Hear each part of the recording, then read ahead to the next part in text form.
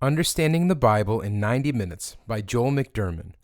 Dedicated to Greg and Angel, beloved friends. I will always be thankful for your friendship, kindness, generosity, and example. Introduction. The word Bible simply translates as book. For Christians, the Bible is the book, as in the book of all books, the most important book there is. Most Christians who read it seriously find it at once challenging and comforting, transcendent and accessible, imposing and intimate, frightening and safe, demanding and giving, life-changing and life-reaffirming. You will certainly not regret the time you devote to learning about it. This book will help you understand the overall picture of the whole Bible, in its parts and as a whole. Apart from the personal and housekeeping parts in the introduction and the conclusion, you should be able to read this book in only about 90 minutes based on the average reading speed. The Bible is certainly a book as it is. It is one book. It is also, however, a collection of 66 smaller books written by various authors at several points in time over about 1,500 years or so. Yet it is one whole, unified book with a unified story. It is a story that affects all mankind, applies to all individuals, and describes us all inside and out. Its words have healing power and building power. It transforms individuals, relationships, and whole societies. The Bible is divided into two main sections, the Old Testament and the New Testament, sometimes called the Old Covenant and the New Covenant. The name is because the Bible explains that God relates to mankind through covenant, and that God has done this primarily twice in human history. A covenant is a special type of relationship that is both deeply personal and legal or judicial. A marriage is our best example of a covenant. In fact, marriage is used as a symbol of God's covenant with us throughout the Bible as well. The first part of the Bible relates to God's first attempt at covenant with man, but it was one that was flawed and weak because it could be broken by our failures. God made his second covenant, the New Covenant, which works by first renewing our hearts and which can never be broken. It is built from beginning to end on his power first. How the story begins. The Bible is a book about who we are as humans and who God is to us and for us. It is a book about our relationship with him and our relationships with other human beings.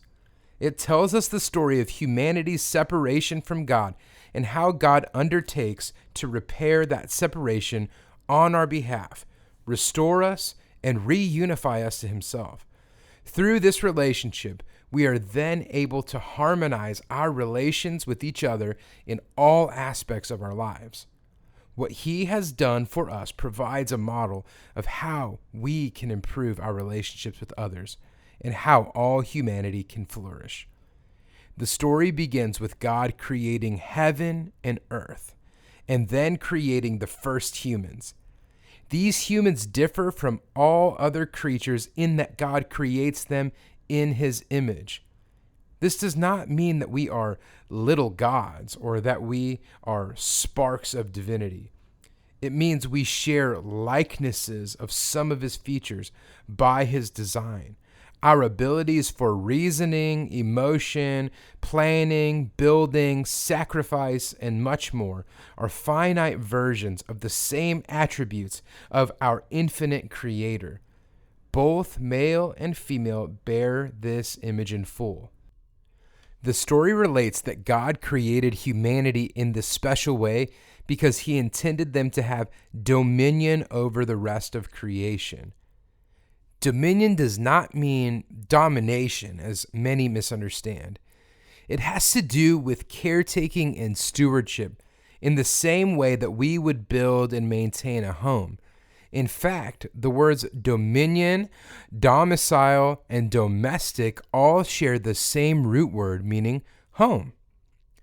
God created a special garden, the Garden of Eden, specially for Adam and Eve, his first humans. He tasked them to work and to guard it. They had free access to all its fruits. In this original setting, God could dwell with mankind and have direct fellowship with them. God gave them only one restriction. He had also put in the garden a tree of the knowledge of good and evil. They were not to eat from this tree. If they did, they would violate God's trust and break fellowship with him. They would learn what evil is, and they would suffer its effects. Adam and Eve did not guard the garden very well, for a deceiver, often translated serpent, entered in and deceived Eve into believing the tree of the knowledge of good and evil was actually a good source for food, as well as wisdom, and that God had only prohibited it to keep them ignorant. If they ate of it, the deceiver promised, they would actually become like God. Adam and Eve both ate of it. The Bible calls this sin. Sin means literally to miss the mark, to fall short of the standard that God sets for what is right and good. This first sin by Adam and Eve we call the original sin because it affected all their posterity afterward. It was original because it was the first sin, but also because from it originates all sin that has since affected the rest of the world, including our own thoughts and actions.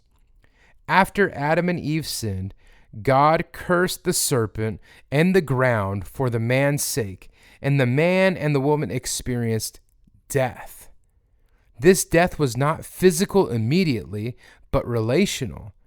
It was expulsion from fellowship with God. They also experienced all the shame, pain, suffering, anxiety, pride, and sins that flow from that original sin as well, and much more. Different Christians understand this story differently. Liberal or moderate scholars see Adam and Eve and the story as merely mythical. Many of these would still argue that it relates to all mankind in that it describes fundamental psychological realities common to all humans: desire, ambition, alienation, rejection, shame, fear, pride, etc. Some moderate theologians would say that while not the actual first humans, Adam and Eve nevertheless were historical figures, and that God simply chose them as the representatives for all mankind before and after. The psychological effects and explanations for these would be similar to the previous group.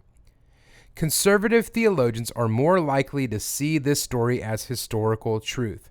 Some even say Adam and Eve were literally the first human beings. They would then argue that as our first parents, their original sin affects us all directly as their descendants. They were the parental representatives for all mankind. When they fell, we all fell. Almost all groups see the story as addressing the human condition as alienated and vulnerable to some degree. Conservative readers see it as the beginning of a unified history that runs throughout the whole of the Bible. The entire rest of the Bible is a saga of this separation from God and how it is overcome.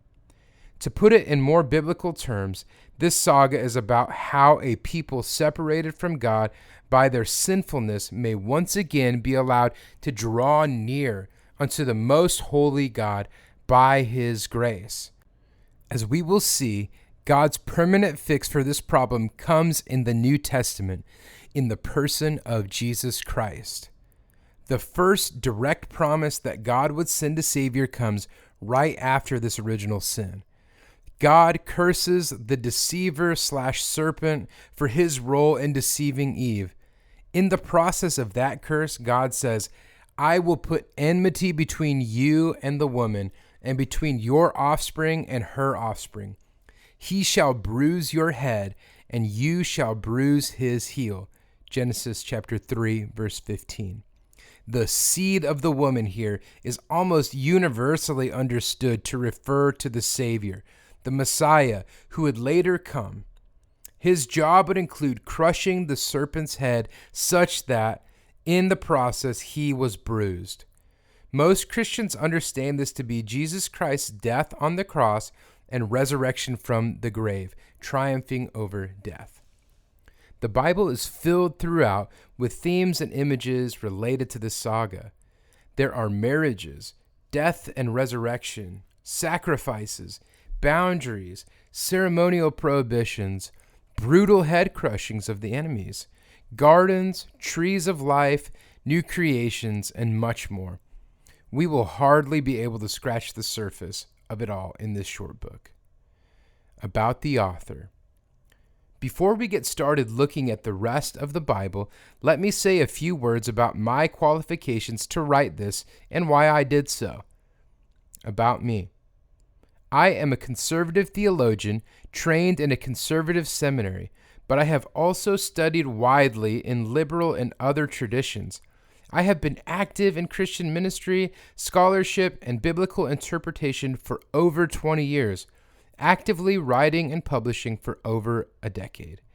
I earned a Master of Divinity degree from Reformed Episcopal Seminary in 2007 and a PhD in Dogmatics and Christian Ethics from Pretoria University in South Africa in 2012.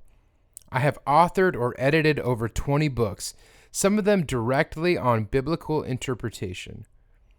I also have experience with many denominational backgrounds: Lutheran, Pentecostal, Charismatic, non-denominational, Baptist, Reformed, Presbyterian, Church of Christ, Reformed Episcopal, Anglican, and a few others. I have also preached and taught at conferences in churches on 3 continents. I would like to think I have developed a broad understanding of how many traditions of Christians think and feel regarding the Bible. I hope that I have learned a sensitivity to them both to understand them well and to explain them fairly. While some of my conclusions may not concur with the mainstream of some of these groups, I like to think that I represent them fairly at the same time I offer a few of my own insights gleaned along the way. I wrote this book mainly because I saw the need for a basic and brief introduction to the Bible, and I could not find one that satisfied me. In fact, I could hardly find a brief overview of the whole Bible like that at all. There are many people, however, who may be curious as to what the Bible is all about. Whether non-believers, those from other religious backgrounds, students of all sorts, or beginning Christians, and more, for whom tackling the whole Bible up front may seem like a daunting task. I hope to have succeeded in this goal to provide a short, simple overview of the Bible, in its parts and as a whole coherent message that can be read in about 90 minutes. With that, we are ready to get started. The next chapter picks up with what we have already shared from Genesis and covers the rest of the 5 books of Moses.